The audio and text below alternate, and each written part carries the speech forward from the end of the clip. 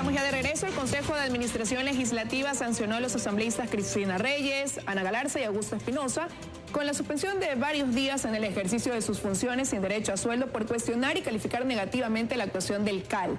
Para este análisis hemos invitado hoy al asambleísta Vicente Tayano, que le damos la bienvenida aquí en los estudios de los desayunos de 24 horas. Gracias por acompañarnos. ¿Qué tal, Liz? Buenos días, gracias por el espacio. Un saludo para usted y un saludo para los televidentes. Bueno, su coidaria Cristina Reyes es una de las asambleístas sancionadas, y es que ella renombró al Consejo de Administración Legislativa diciendo que es el Consejo de la Alcahuetería Legislativa, hiriendo la susceptibilidad de los integrantes. Como sabemos, pues la mayoría de ellos son de Alianza País, y parecería que hubo uniformidad en tomar el consenso a que se aplique la sanción.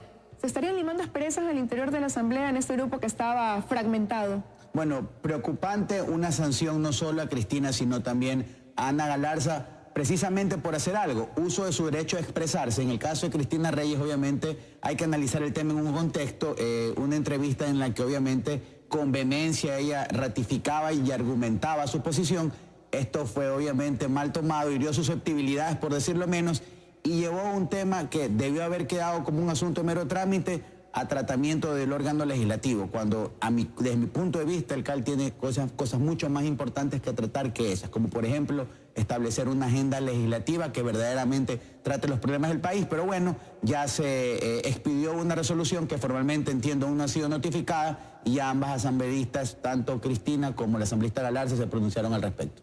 Bueno, se han mencionado solamente las dos, pero también el asambleísta Augusto Espinosa fue sancionado. Bueno, entiendo que también no he podido leer el documento precisamente porque aún formalmente no ha sido notificado, pero si queremos un poco analizar la legalidad de la sanción, podemos argumentar dos cosas, que por ejemplo en el caso de Cristina Reyes y en el caso de Ana Galarza se la sanciona por actuaciones fuera de la Asamblea, precisamente por criterios vertidos en medios de comunicación social, a diferencia de lo que sucedió con el asambleísta Espinosa. Yo estaba presente en esa sesión del Pleno cuando de una u otra manera menospreció la actuación y la opinión de otra compañera legisladora de mi bloque, precisamente la legisladora Pazley. Pero en todo caso ya son decisiones tomadas por el CAL y no me extraña aquello.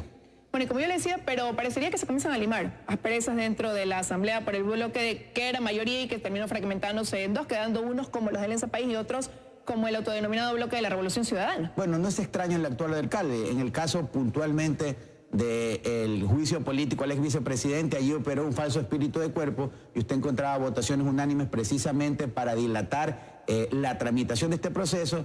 En este caso se está sentando un precedente, para mí un muy mal precedente. Obviamente vamos a ver qué pasa a futuro, pero en el tema de fondo, Liz, es precisamente Alianza País, es precisamente ellos quienes tienen que responder por el actuar de una mayoría y tienen que responderle a los ecuatorianos que los eligieron. Ahora, ¿qué está pasando con las comisiones dentro de la Asamblea? Porque hay voces que piden la reestructuración de las mismas, y hay que recordar que cada una de ellas en su mayoría están presididas por elementos de Alianza País. Bueno, precisamente la ausencia de una agenda legislativa clara que precisamente trate los problemas del país, la reactivación económica, generación de incentivos, eliminación de la tabla de drogas, devolverle a los trabajadores privados el derecho a poder cobrar utilidades, el hecho de reformar la ley de educación y que precisamente se garantice el acceso de todos los estudiantes sin discriminación y con libertad de escoger su carrera universitaria. Y son los temas que nos tienen discutiendo, que las comisiones necesariamente no han generado los informes que permitan que el trabajo legislativo fluya.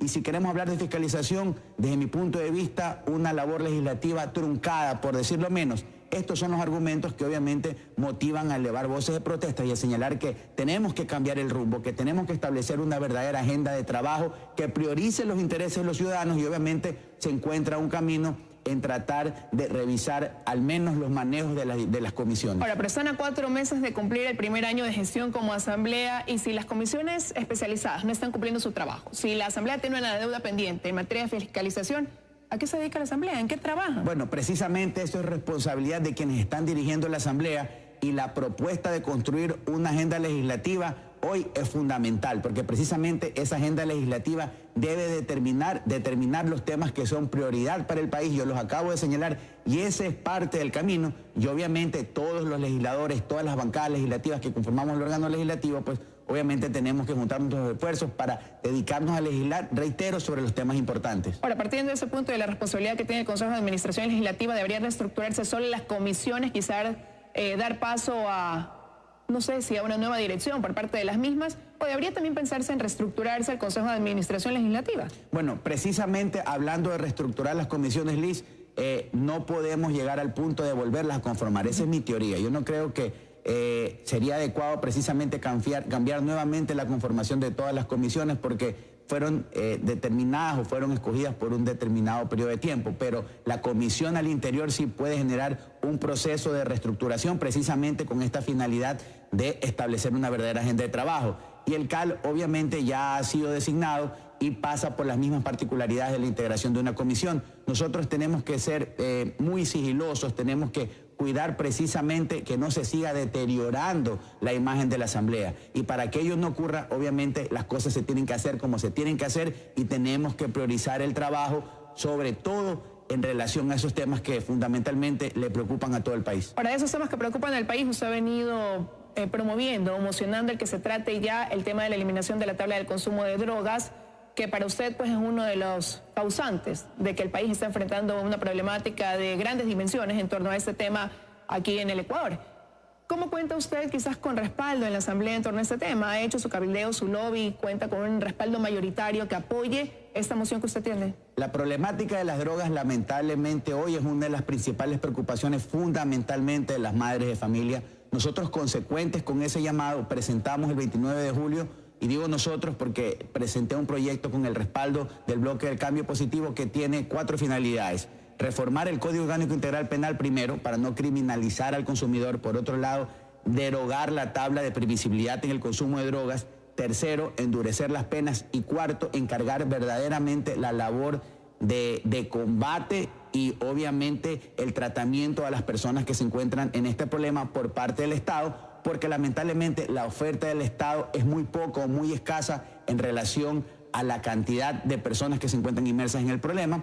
El proyecto fue calificado hace 2 semanas por el CAL, ya fue remitido a la Comisión de Justicia, la cual ya abocó conocimiento y estamos esperando obviamente que se dé el tratamiento para al interior de la Asamblea, perdón, de la Comisión, poder generar la discusión, presentar nuestros argumentos y que el tema pase al Pleno. No es un tema sencillo, hay posiciones encontradas. Alianza País puso sobre la mesa de discusión la tesis de que era necesario de que exista una tabla. Bueno, fue durante la década anterior de gobierno que se estableció aplicarla. Ahora vamos a ver cuál va a ser la posición. Esto lo vamos a conocer obviamente cuando el debate se dé, tanto en la comisión como cuando se genere un informe para que sea conocimiento del Pleno. Hay una realidad, Liz. Esta tabla definitivamente abrió la puerta a una nueva modalidad delictual en el tráfico de drogas, que es el microtráfico, que ha proliferado fundamentalmente en ciudades como Guayaquil, y necesariamente como Estado no solo tenemos que generar reformas legales, sino crear una verdadera política que tiene que tener un norte que definitivamente le tiene que decir no al consumo de drogas. Bueno, otro tema quizás en el que se requiere la unidad en el interior del Pleno es el que tiene que ver con la sanción a quienes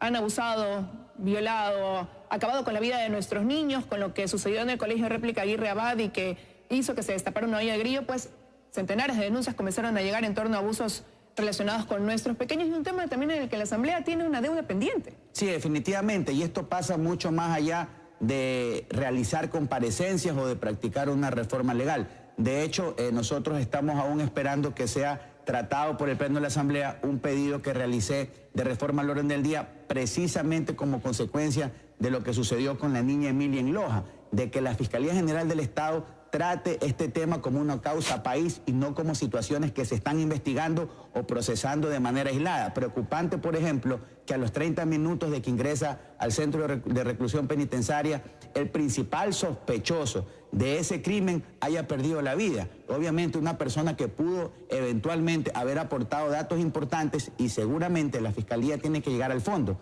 Presumimos que puede haber alguna red que se encuentra trabajando en el país que precisamente en zonas fronterizas se encuentra abusando o explotando sexualmente a menores. Obviamente hemos requerido que la Fiscalía haga su trabajo y que lo haga conjuntamente con la policía, y que exista una unidad especializada que verdaderamente se dedique a hacer labores de inteligencia para precisamente combatir este flagelo.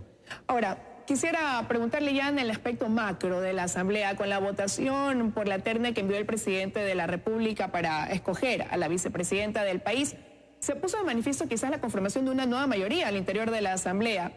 ¿Se avisora un cambio precisamente en cuanto a la conformación del Poder Legislativo a raíz de este hecho? Bueno, una mayoría que la entiendo coyuntural. Nosotros como bloque legislativo nos abstuvimos de esa votación fundamentalmente por dos preceptos. El primero, que consideramos que remitir la terna era una competencia y facultad propia del presidente, porque así lo señala la Constitución de la República, y era su trabajo, por un lado, conseguir los votos necesarios para llegar a designar a la persona que él había establecido o había señalado en el primer puesto de la terna, y en un segundo momento hacerse responsable de la gestión que esa persona va a realizar. Obviamente esto llevó a varios movimientos internos y tenemos una mayoría, pero habrá que ver en el camino si efectivamente esta mayoría va a permanecer y sobre todo va a ser bien utilizada, Liz, porque el tema de fondo no pasa porque exista una mayoría conformada con más o con menos personas o con determinados movimientos políticos o no. El tema de fondo es para qué sirve una mayoría,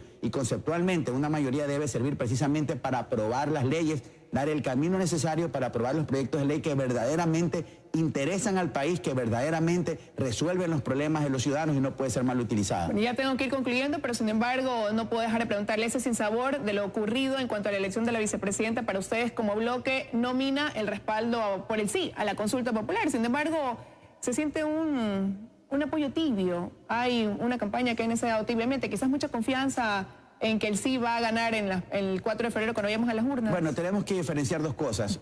Un momento fue una elección, una nominación en la Asamblea, y otra es un concepto. Nosotros le dijimos sí a la consulta popular porque consideramos que tenía que haber nacido de la ciudadanía, que es una consulta ciudadana, que es un error hacerla política, ponerle un número o partidizarla. Nosotros estamos defendiendo conceptos. El país necesita recuperar la institucionalidad, la gobernabilidad, para que exista seguridad jurídica. ¿Cómo decirle no a que no prescriban los delitos cometidos en contra de niños, niñas y adolescentes? ¿Cómo decirle no a la muerte política de quienes han saqueado el país? Y por esas cosas nosotros estamos respaldando la consulta, y obviamente cada organización política hace su trabajo en la manera debida. Nosotros vamos a hacer un trabajo territorial, un trabajo en redes sociales, nos inscribimos para usar la pauta y la utilizaremos en el momento pertinente. Muchísimas gracias, asambleísta, por habernos acompañado esta mañana. A usted.